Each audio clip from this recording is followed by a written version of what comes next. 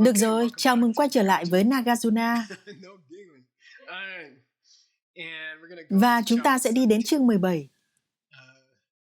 Đó là, tôi không biết nữa, chương này khá kỳ lạ, bởi vì các bạn có thể hiểu nó.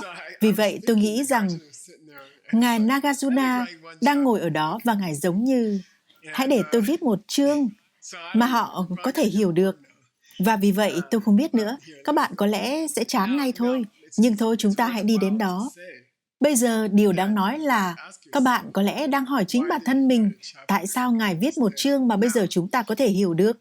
Các bạn biết đấy, sau 16 chương khó hiểu, tại sao Ngài đột nhiên cho chúng ta một chương dễ?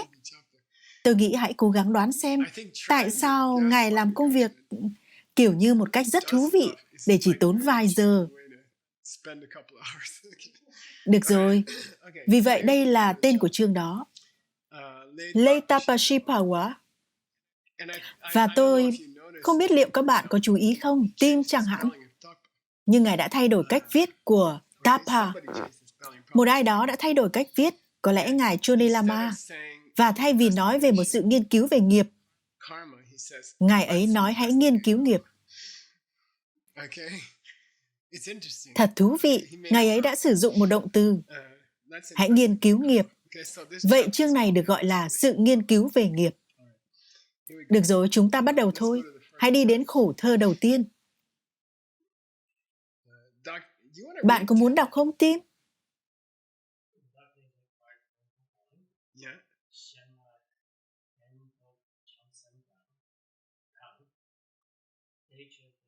Tốt, được rồi. Dagni. Bản thân. Đúng, nhưng nó khá nhạy cảm. Bởi vì Ngài đã nói Dagni, chính bản thân tôi. Ngài dự định sẽ đi đâu? Khi Ngài Nagarjuna nói chính bản thân tôi, các bạn giống như, đâu là nơi mà Ngài sẽ đến tiếp theo? Sau đó Ngài nói Dompa, giới nguyện, nhưng động từ là kiểm soát bản thân. Động từ cho Dompa có nghĩa là để kiểm soát bản thân. Vì vậy, Lekpa, Lekso. Vậy, để kiểm soát bản thân một cách cẩn thận. Để kiểm soát bản thân một cách cẩn thận. Và đó thực sự là Yampa. Tình yêu thương. Tình yêu thương đó là tình yêu thương. Yamsem có nghĩa là những suy nghĩ về tình yêu thương. Vandokchen có nghĩa là để giúp đỡ những người khác. Những suy nghĩ về tình yêu thương nơi mà các bạn muốn giúp đỡ những người khác. Bây giờ chúng ta sẽ đi qua tất cả những khổ thơ này. Nhân tiện đây, khi các bạn đi đến tu viện và nghe những ký ức của trẻ em,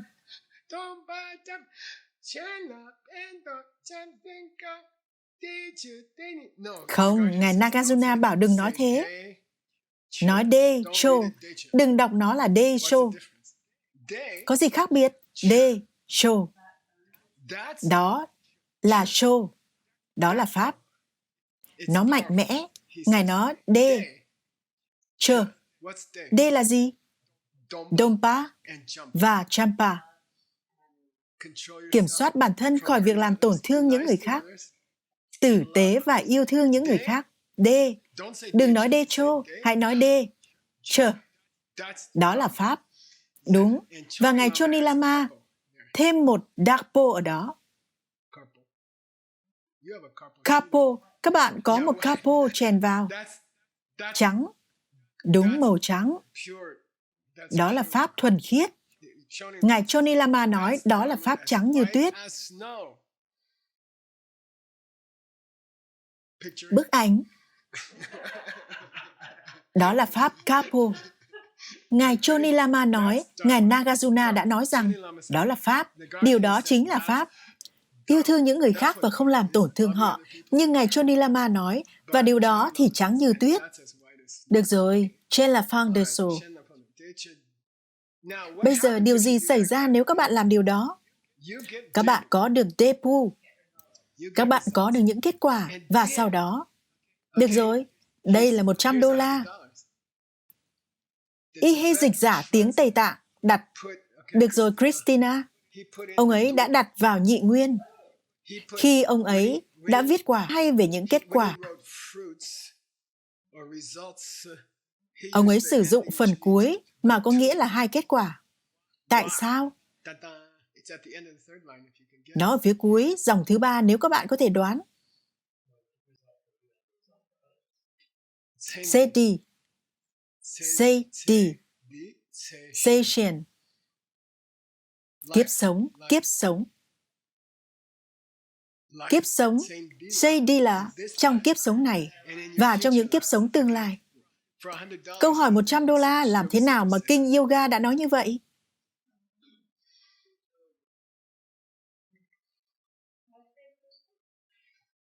Trong chương đầu tiên của kinh yoga, họ nói chính xác điều tương tự.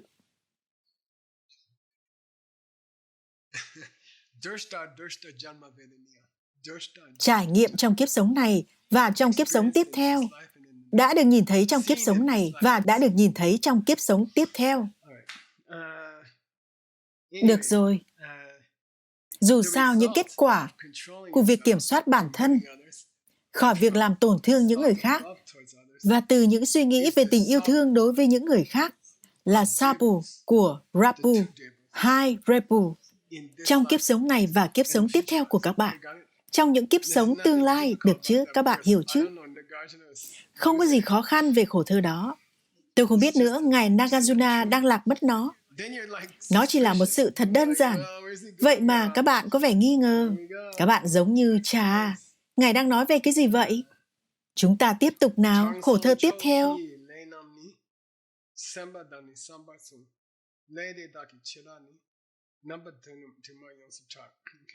Drangsho Chenpo có nghĩa là nhà hiền triết vĩ đại. Drangsong là Siddhi. Được rồi, yogi vĩ đại. Ai là đấng yogi tối thượng vĩ đại? Đức Phật. Bởi vì đôi khi Ngài được gọi là Drangsong Chenpo, đấng yogi tối thượng. Các bạn có thể sử dụng điều đó trong Yishi Yoga Sutra Institute, Học viện Kinh Yoga bằng cách nào đó. Yogi tối thượng có nghĩa là Đức Phật. Ngài đã nói rằng các bạn có thể phân chia tất cả nghiệp là chia thành Sempa và Sampa. Sem thì quá khứ.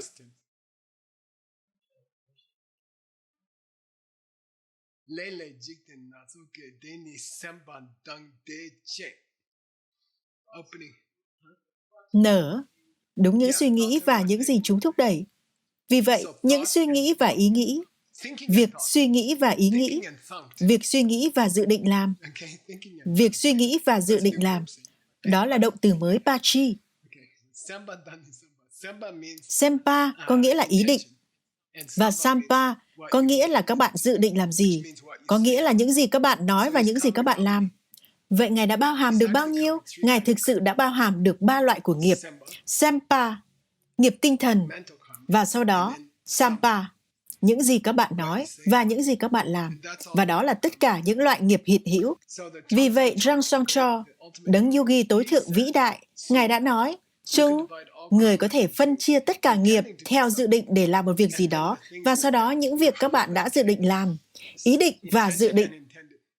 Bây giờ nếu các bạn muốn chia chúng ra, Pipira, đúng rồi, nó đây rồi. Nếu các bạn muốn phân chia những loại nghiệp này ra, Duma, có hàng tỷ. Hãy quên nó đi. Yosongrak có nghĩa là các bạn có thể tìm thấy hàng trăm và hàng trăm sự phân chia được mô tả. Về cơ bản hai cái đó, ý định và những gì các bạn đã dự định, nói hay làm, được rồi, hiểu chứ? Hãy học một chút tiếng Phạn nào. Và tôi nghĩ rằng nó sẽ rất tốt để biết những từ cho ý định và những gì các bạn đã dự định làm hay nói. Vì vậy, chúng ta bắt đầu nào. Ý định hay những gì các bạn đang nghĩ để làm được gọi là Chetana. Chetana, hãy nói Chetana nào. Đúng, tiếng Tây Tạng là Chempa, đó là định nghĩa về nghiệp trong tiếng Tây Tạng. Chempa, nghiệp là việc suy nghĩ để làm một điều gì đó. Nghiệp thô là ý định. Nó đến từ gốc sit có nghĩa là để suy nghĩ, mà theo nghĩa đen có nghĩa là tỏa sáng. Và trong thời xưa, người ta đã tin rằng việc suy nghĩ đã chiếu sáng thế giới. Nếu các bạn đã từng chết, thế giới sẽ chìm trong bóng tối. Hãy xem ý của tôi là gì. Đó là lý do tại sao thế giới được gọi là Loka, có nghĩa là sáng sủa cùng một gốc. Roch, cả từ Roch, để tỏa sáng từ bên trong. Để thế giới được chiếu sáng bởi tâm trí, nên tâm trí được gọi là Sit. Có nghĩa là Sit, có nghĩa là, ở đây nó được gọi là Wake. Nó từng là Kshit, sau đó nó chuyển thành, rồi nó thành Kshwit, sau đó nó chuyển thành Squay, và rồi nó trở thành White. Hoặc wheat, lúa mì, bởi vì thứ đó trở thành white, màu trắng, khi các bạn xay nó. Vì vậy, lúa mì có nghĩa là hạt trắng.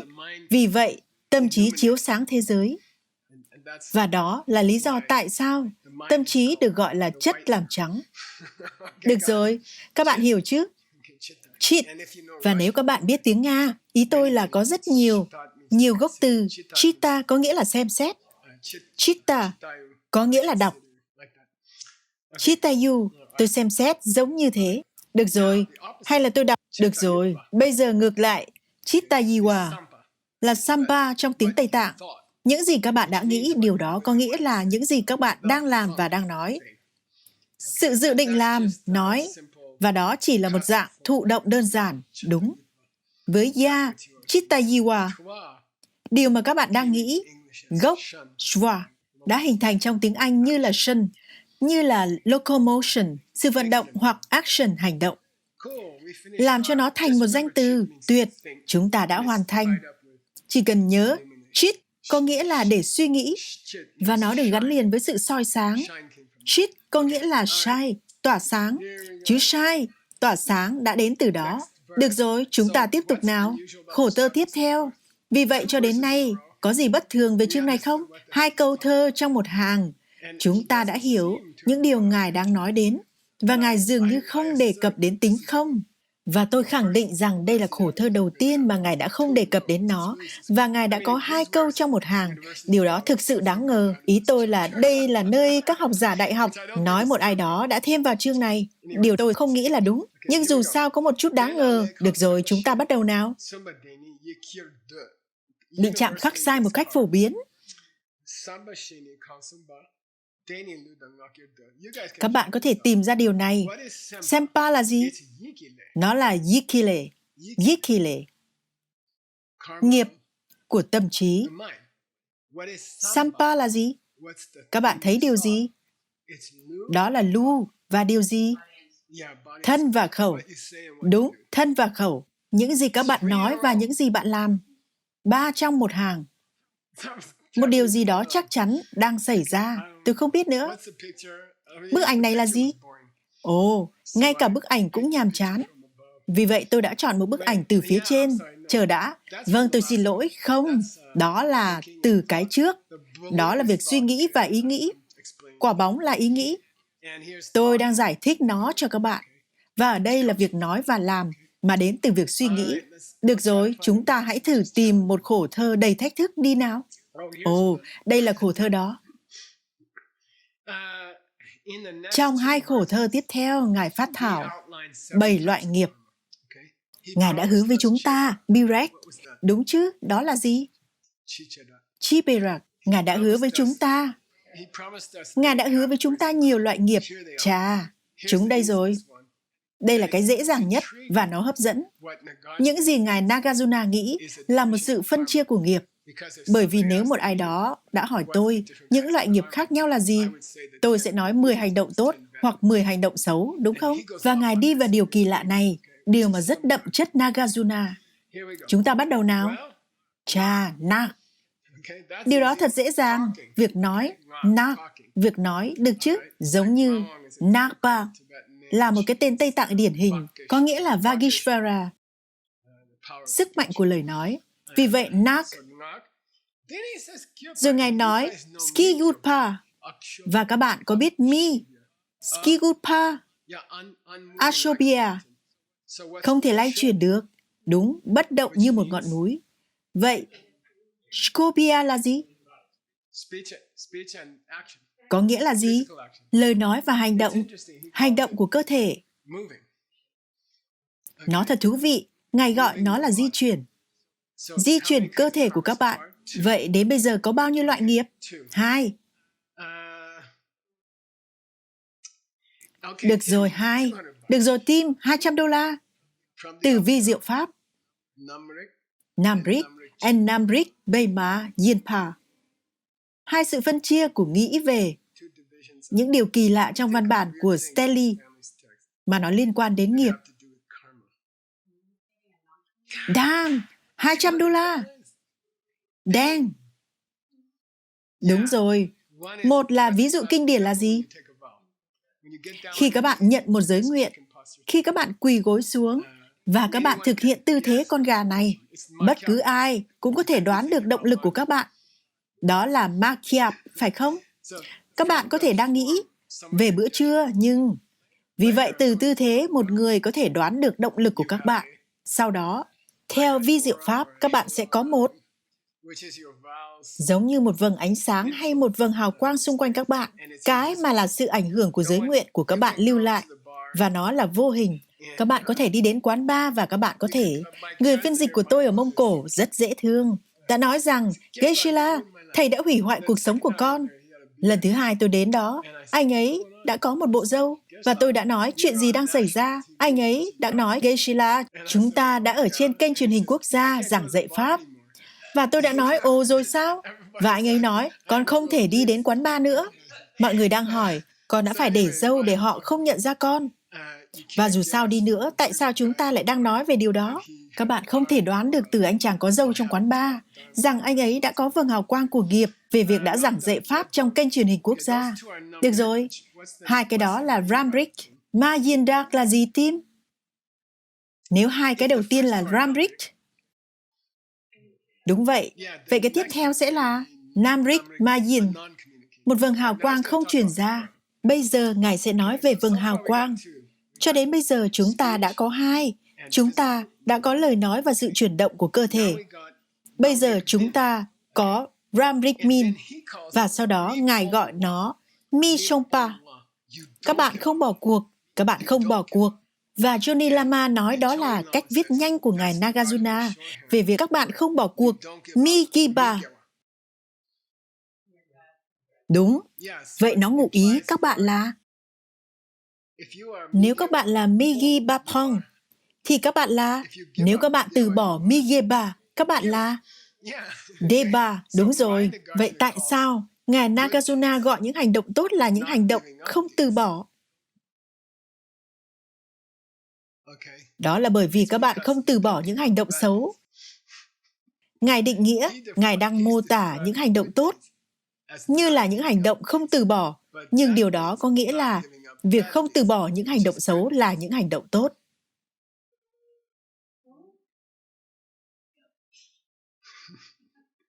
Tôi xin lỗi, việc từ bỏ những hành động xấu. Đúng, được rồi. Mi Pong Ramrik Min. Tôi xin lỗi, tôi đã mắc một sai lầm lớn cho điều đó. Chúng ta hãy làm lại nào. Mi Pong Pa có nghĩa là... Được rồi, tôi xin lỗi.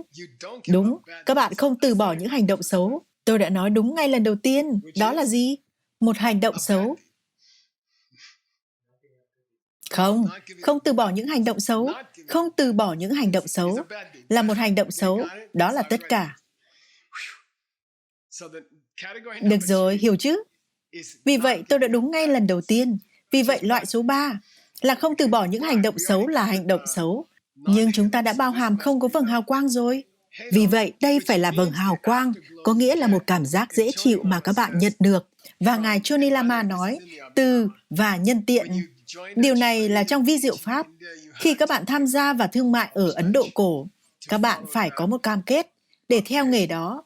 Và 2 cam kết nổi tiếng, người bán thịt và quân đội, và quân sự. Tôi sẽ bắn người, tôi sẽ giết người. Đó được gọi là một. Đó là gì? Chống lại giới nguyện, đó là một sự chống lại giới nguyện. Tôi hứa sẽ theo nghề buôn bán của cha tôi cho đến hết đời. Người bạn của tôi ở Argentina, chồng của cô ấy thì giết các động vật trong nhà máy. Anh ấy luôn luôn chán nản. Họ không biết tại sao. Được rồi. Vì vậy, dù sao thì bây giờ chúng ta đã có bao nhiêu rồi? Chúng ta đã có nghiệp qua lời nói. nghiệp qua hành động mà các bạn có thể nhìn thấy. Và sau đó chúng ta đã có nghiệp xấu vầng hào quang, là đã lập một lời hứa. Và bây giờ, chúng ta có Pongpa, nơi mà các bạn thực sự từ bỏ những hành động xấu. Được rồi, vầng hào quang mà các bạn nhận được khi các bạn thực sự từ bỏ những hành động xấu. Và ví dụ về vầng hào quang đó là cái mà các bạn có được sau khi các bạn nhận, khi các bạn sắp nhận sự quán đảnh Phật Dược Sư. Các bạn nhận những giới nguyện Bồ Tát của mình. Vì vậy, vầng hào quang đó mà tất cả mọi người trong lớp học này, nếu các bạn đã thọ nhận, nghi lễ những giới nguyện Bồ Tát của Ngài Nagarjuna, thì các bạn có một vầng hào quang xung quanh mình mãi mãi. Vâng, đúng. Vâng, một số người nói nó sẽ dừng lại khi các bạn chết, nhưng không phải cho những giới nguyện Bồ Tát. Vì vậy, hai loại vầng hào quang tốt, xấu, nói, làm, mà mọi người có thể diễn giải, và rồi những vầng hào quang của những hành động xấu và những hành động tốt. Chúng ta có 4. Ngài đã hứa với chúng ta bao nhiêu? 7. Ngài đã hứa với chúng ta 7. Tại sao Ngài Nagarjuna muốn đi theo cách này? Hãy nghĩ về điều đó. Số 5, các bạn ổn chứ? Đúng, không giao tiếp là 3 và 4, và giao tiếp là 1 và 2. Được rồi, tuyệt vời. Chúng ta vẫn chưa đến được những nghiệp tinh thần. Shenda Kyang Ni Deshindu có nghĩa là Shenda Kyang Ni Deshindu có nghĩa là áp dụng điều đó cho tất cả những phần còn lại. Áp dụng điều đó cho tất cả những phần còn lại. Và Ngài có ý là bởi như vậy, tốt hoặc xấu. Được chứ? Tốt hoặc xấu. Khi tôi đang chia những điều này thành tốt hoặc xấu, các bạn biết đấy, cứ làm thế với phần còn lại của chúng. Điều này thật thú vị. Những hành động tốt về vật chất liên quan đến Pháp. Những hành động tốt về vật chất liên quan đến Pháp. Quyên góp để bảo tồn những cuốn sách cùng với câu lạc bộ vàng. Hoặc quyên góp để xây dựng một bảo tháp dành cho Phật Dược Sư. Và điều đó có một tên đặc biệt trong vi diệu Pháp. Nó rất thú vị. Giống như tôi đã dành 30 năm sửa chữa điện thờ ở New Jersey, tu viện của người Mông Cổ. Tôi đã xây dựng lại nhiều ngôi nhà và những việc giống như vậy. Và tôi vẫn đang có được tiền lãi từ những điều đó. Miễn là vẫn còn một tu sĩ nào đó đang ngồi trong căn nhà đó, tôi sẽ nhận được tiền lãi nghiệp. Đó được gọi là... Vì vậy, số 5 là gì nào? Đó là Ngài Nagarjuna nghĩ rằng thật quan trọng khi tách riêng nghiệp đặc biệt này ra mà các bạn sẽ nhận được từ những việc quyên góp hay đóng góp về vật chất cho Pháp. Điều mà sẽ làm các bạn sống lâu hơn hoặc điều mà sẽ kéo dài sự tham gia hiện tại của các bạn sau khi các bạn rời khỏi câu lạc bộ vàng. Nếu câu lạc bộ vàng đã bảo tồn rất nhiều cuốn sách, thì mỗi lần Geshe-la sử dụng cuốn sách đó trong một lớp học, các bạn sẽ vẫn đang nhận được tiền lãi nghiệp. Nó thật tuyệt vời. Bây giờ, vì một lý do nào đó, Ngài Nagarjuna nghĩ rằng thật quan trọng để tách điều đó ra. Vì vậy, điều đó có thể là toàn bộ cuộc trò chuyện trong nhóm học tập hay gì đó. Được rồi, điều đó có nghĩa là dự án bảo tháp Phật Dược Sư và dự án bảo tồn những cuốn sách là những dự án thú vị, bởi vì các bạn sẽ tiếp tục nhận được tiền lãi từ chúng. Ngay cả khi các bạn rời khỏi nhóm, các bạn vẫn nhận được tiền lại từ nó. Được rồi, tuyệt vời. Tôi vẫn còn đang nhận được tiền lãi từ tất cả, giống như tôi đã xây dựng một hệ thống nước ở Serame. Vì vậy, mỗi khi một tu sĩ nào đó uống nước, tôi giống như đang nhận được nhiều nghiệp hơn. Được rồi. Điều tương tự cũng áp dụng cho trường hợp ngược lại. Và Ngài Chone Lama nói rằng việc xây dựng một cơ sở giết những con bò sẽ là một ví dụ. Nếu các bạn xây nó và sau đó họ tiếp tục giết những con bò ở đó, thì các bạn sẽ tiếp tục nhận được tiền lãi nghiệp. Đó là nghiệp số 6. Chúng ta đã hoàn thành nghiệp số 6. Số 7 sẽ là gì nhỉ? Shempa, chủ đích trước. Giống như chủ đích của các bạn. Trước khi các bạn thực hiện 6 nghiệp đó là gì? Các bạn đã hy vọng điều gì sẽ được hoàn thành? Tốt hoặc xấu, nhưng Ngài sẽ đặt chúng cùng với nhau, vì vậy đó là nghiệp số 7. Vì vậy, chúng ta không có được một con số cân bằng bởi vì Ngài đặt một số nghiệp cùng với nhau. Được rồi, một ai đó cực kỳ chấp nhận điều đó. Ai? Đức Phật. Đó là những sự phân chia về điều mà lần đầu tiên Ngài đã mô tả. Chỉ có 2, Shempa và Sampa, Chetana và Chetayiwa. Bây giờ các bạn đã có nghiệp số 7. Có bất kỳ khổ thơ nào khó chưa? Tôi nghĩ Ngài sẽ đá vào mông chúng ta. Tôi nghĩ rằng một điều gì đó đang đến. Tôi chỉ đang đoán thôi. Có một bức ảnh. Hãy thử tìm một bức ảnh trong số 7 bức ảnh này. Chúc các bạn may mắn.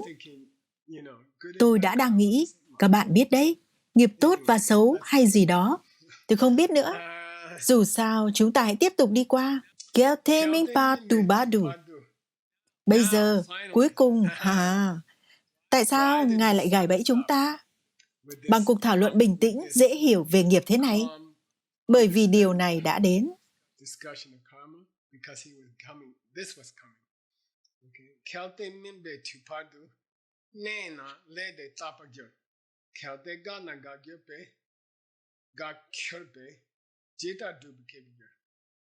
Bây giờ Ngài giống như, ở đây Ngài Nagarjuna giống như, tuyệt. Vậy là chúng ta đã thực hiện tất cả những loại nghiệp này. Chà, điều gì sẽ xảy ra sau đó? Các bạn nghĩ xem điều gì xảy ra sau đó? Nghiệp ở đâu cho đến khi nó chín? Và bây giờ, Ngài đã gầy bẫy chúng ta trong 3 câu thơ, phải không? 5 câu thơ. Ngài đang gầy bẫy chúng ta. Và bây giờ Ngài hỏi câu hỏi ngây thơ này. Ồ, nghiệp sẽ ở đâu? Cho đến khi nó chín. Và sau đó Ngài thì giống như có 2 khả năng. Nếu nó nằm yên ở đâu đó cho đến khi nó xuất hiện, thì đó là Tapa. Nó không thay đổi trong khoảng thời gian đó. Nó phải tự tái tạo giống như cũ. Nó phải tự sao chép từ năm này qua năm khác cho đến khi nó chín. Vì vậy, điều đó không thay đổi, đó là Tapa.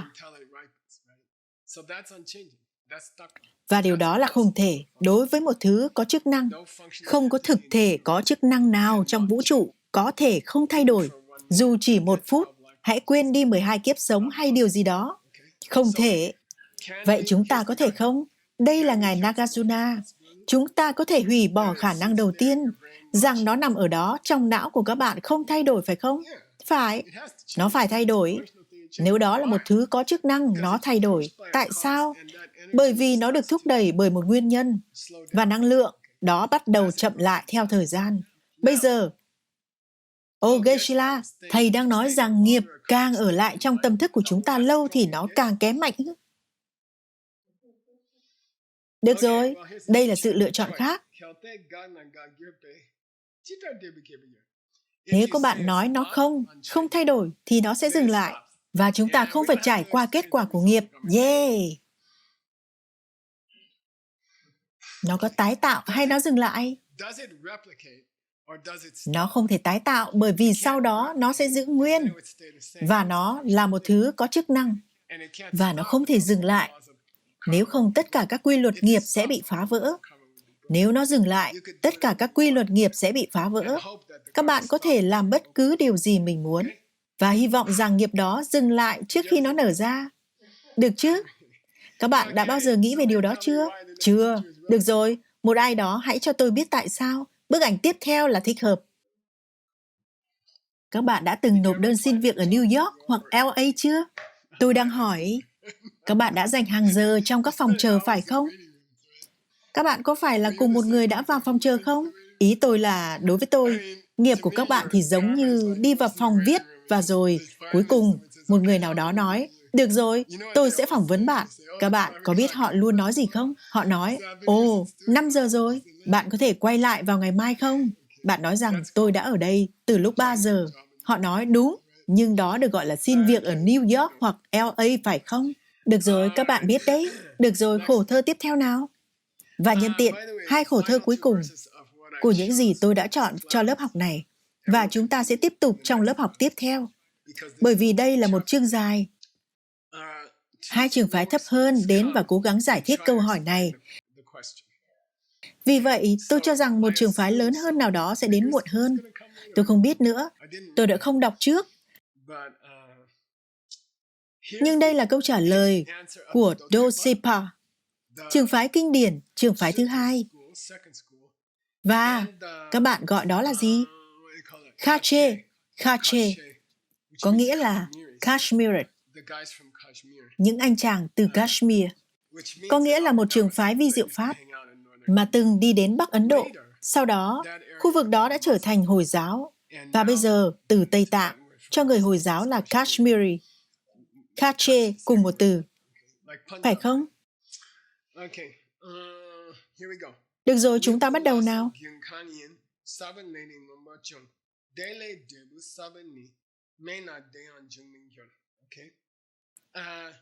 Đầu tiên, các bạn có hạt giống. Nhân tiện ai đấy? Những Phật tử thấp hơn. Vâng, trước tiên các bạn có, họ đang trả lời Ngài Nagarjuna. Trước tiên, bạn có hạt giống. Và sau đó nó nở ra và có một dòng chảy. Xin lỗi, trước khi nó nở ra, trước tiên, bạn có hạt giống. Và rồi một điều gì đó xuất hiện mà là một dòng chảy. Đây là hạt giống. Dòng chảy đến và bùng nổ. Và sau đó nó chín. Vì vậy không thành vấn đề. Đó không phải là hạt giống đó đang lập lại chính nó, mà sẽ không thay đổi, điều đó là không thể. Hạt giống tạo ra một thứ gì đó ngay lập tức. Nó được gọi là dòng chảy của nghiệp. Đây là hạt giống nghiệp nở ra, xuất hiện. Chờ đã. Púp. Được rồi. Và đó là sự chín mùi của nghiệp. Vì vậy không thành vấn đề. Hạt giống chín có thành nghiệp ngay không? Không. Nó chảy. Và sau đó điều gì xảy ra? Ở cuối dòng chảy, nó nở ra kết quả. Hiểu không nào? Do đó, không thành vấn đề. Nó vẫn đang thay đổi bởi vì nó đang chảy, nhưng nghiệp quả chưa nở. Hiểu không nào? Không vấn đề gì. Hạt giống dòng chảy kết quả. Hạt giống dòng chảy kết quả. Hiểu không nào? Đó là trường phái đạo Phật thấp hơn. Và sau đó đến kết quả. Kết quả không thể xảy ra mà không có hạt giống trước. Do đó, kết quả được kết nối với hạt giống. Nếu hạt giống đã chưa bao giờ xảy ra, kết quả ở cuối dòng chảy sẽ không bao giờ xuất hiện. Do đó, hạt giống đang tạo ra kết quả, nhưng qua một dòng chảy. Vì vậy, họ thoát khỏi câu hỏi rằng hạt giống đã không gây ra kết quả. Hạt giống đã đến trước. Kết quả, nó đã tạo ra kết quả. Nó chỉ mất một lát, và nó đã đang chảy. Đó là kiểu của chúng. Làm thế nào để điều đó hoạt động một lần nữa? Có một saban, có một hạt giống, sau đó có một dòng chảy gun, và sau đó gun là Prabhu, sau đó dòng chảy trở thành kết quả. Và bởi vì hạt giống phải có trước kết quả, chúng tôi tránh được hai thái cực của các bạn. Chúng tôi tránh được hai thái cực của các bạn. Đó là một phiên bản khác của hai thái cực, của câu chuyện hai người chồng. Đó là một phiên bản đơn giản hơn của hai thái cực của câu chuyện hai người chồng.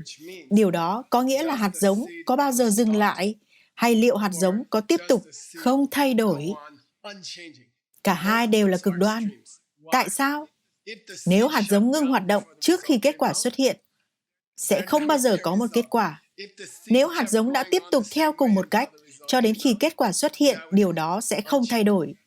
Và điều đó là không thể đối với một thứ có chức năng. Vì thế, nó chỉ là dòng chảy, các bạn ạ. Hãy thuận theo dòng chảy. Được chứ? Đó là ai? Trường phái thấp hơn, đúng chứ? Nhân tiện, sau đó Ngài Nagarjuna kiểu như... Ngài Nagarjuna, các bạn biết đấy, mọi người đang nhìn vào những người Phật tử thấp hơn này, giống như thế này. Các bạn biết không? Hả? Và họ nói, ồ, hãy để chúng tôi giải thích, hãy để chúng tôi giải thích kỹ hơn. Điều mà thường có nghĩa là đào một cái hố sâu hơn cho chính họ. Các bạn biết Ngài Nagarjuna tỏ ra như thế nào không? Và họ giống như hai khổ thơ tiếp theo. Hai khổ thơ tiếp theo là sự làm rõ về quan điểm của họ. Nhân tiện, nếu các bạn không có Ngài Chonilama, các bạn không biết điều đó. Nó đậm chất Nagarjuna. Vì vậy, dù sao, gu, được rồi, dòng chảy của tâm thức đến từ tâm thức. Và rồi điều đó trở thành kết quả. Tâm thức sinh ra một dòng chảy tinh thần. Và rồi, một dòng chảy tinh thần trở thành kết quả. 3 bước. Deliverable. Bu. Ngài sử dụng công cụ BUS. Gu có nghĩa là tuy vậy. Anh chàng kia đang rút ra một kết luận, bởi vì có một tâm thức và bởi vì sau đó dòng chảy của tâm thức, và rồi kết quả đến. Nhưng tuy vậy, xem có nghĩa là nó là một sự diễn tả thành ngữ mà có nghĩa là quên nó đi, không có tâm thức. Các bạn đã phải có tâm thức. Xem có nghĩa là quên nó đi nếu không có tâm thức. Phải có một tâm thức. Tại sao? Tôi vừa nói với các bạn tâm thức, dòng chảy, kết quả. Đừng nói với tôi là các bạn không thể có một tâm thức. Khi bắt đầu điều đó, nếu không có điều đó, không có gì cả. Xem nghĩa là các bạn không thể vứt bỏ tâm thức, các bạn đã phải có tâm thức ở đó. Có nghĩa là, các bạn biết đấy, có cái quái gì mà không có tâm thức? Xem, Medna, nếu tâm thức đã không có ở đó, Yang Migu, toàn bộ quá trình sẽ không bao giờ xảy ra. Nó phải bắt đầu với tâm thức, rồi mới tới dòng chảy của tâm thức. Nếu các bạn nói dòng chảy của tâm thức không phải là một phần của quá trình, thì làm thế nào các bạn có một nghiệp nếu các bạn không có bất cứ suy nghĩ nào? Ngài kiểu như... Các bạn gọi nó là gì? Hợp lý. Các bạn đang chuyển đổi các điều kiện. Dù sao, nó phải bắt đầu với tâm thức. Tại sao? Nghiệp bắt đầu với tâm thức. Có phải các bạn đang nói với tôi không có tâm thức nào cả? Không. Có tâm thức chứ. Tại sao? Tâm thức là nền tảng của nghiệp. Được rồi, vậy nó đang chảy. Các bạn có vấn đề gì với điều đó không? Đó là tất cả những gì Ngài đang nói. Các bạn không bao giờ có thể có một nghiệp quả mà không có bất kỳ một tâm thức nào. Vì thế, đừng nói với tôi lý thuyết là sai rằng có một dòng chảy, bởi vì dòng chảy tình cờ là dòng chảy của tâm thức. Điều mà các bạn đồng ý phải có ở đó ngay từ đầu. Hiểu không nào? Được rồi. Tôi vừa nói với các bạn dòng chảy đến từ tâm thức, và rồi tâm thức tiếp tục chảy, và rồi ở cuối dòng chảy, các bạn có được một Prabhu, các bạn có được một kết quả. Và bởi vì gieo nghiệp vào tâm thức, phải có trước kết quả, tôi tránh được những vấn đề của các bạn. Hai vấn đề mà các bạn đã đề nghị. Hai vấn đề mà chúng ta đã đề nghị là gì? Số 1 là hạt giống nghiệp sẽ tiếp tục tự tái tạo, không thay đổi. Hoặc là nó sẽ chỉ... Các bạn gọi đó là gì? Cắt ngắn. Hiểu không nào? Đó là một từ thực sự hoàn hảo. Hãy viết nó xuống. Được rồi, chúng ta đã hoàn thành nửa đầu của chương đó. Chúng ta sẽ tiếp tục với lớp chuyên sâu ở lớp học số 13. Trong bài học kế tiếp, hãy tóm tắt lại nào. Ngài đã gài bẫy chúng ta với một số thứ dễ hiểu ngay từ đầu, phải không? Nghiệp là gì? Suy nghĩ. Và sau đó, những hành động được thúc đẩy bởi suy nghĩ và lời nói. Và rồi chúng ta đã bị cuốn vào 7 loại khác nhau, trong đó đã bao gồm vầng hào quang này.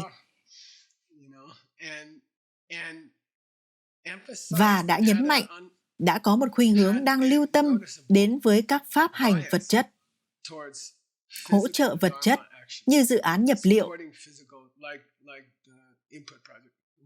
Và sau đó, Ngài đã tiếp tục thảo luận về cho dù có hay không cái gì, làm thế nào để hạt giống ở trong tâm thức. Nếu nó không thay đổi thì đó là một vấn đề. Nếu nó thực sự dừng lại thì đó là một vấn đề. Và sau đó, chúng ta đã có một sự giải thích đầy nỗ lực của một số người. Những người cứ mãi nói về một loại dòng chảy nào đó mà kết nối kết quả với hạt giống ban đầu, mà không có hạt giống thay đổi hoặc dừng lại. Tuyệt chứ? Được rồi, hẹn gặp lại các bạn ở lớp tiếp theo.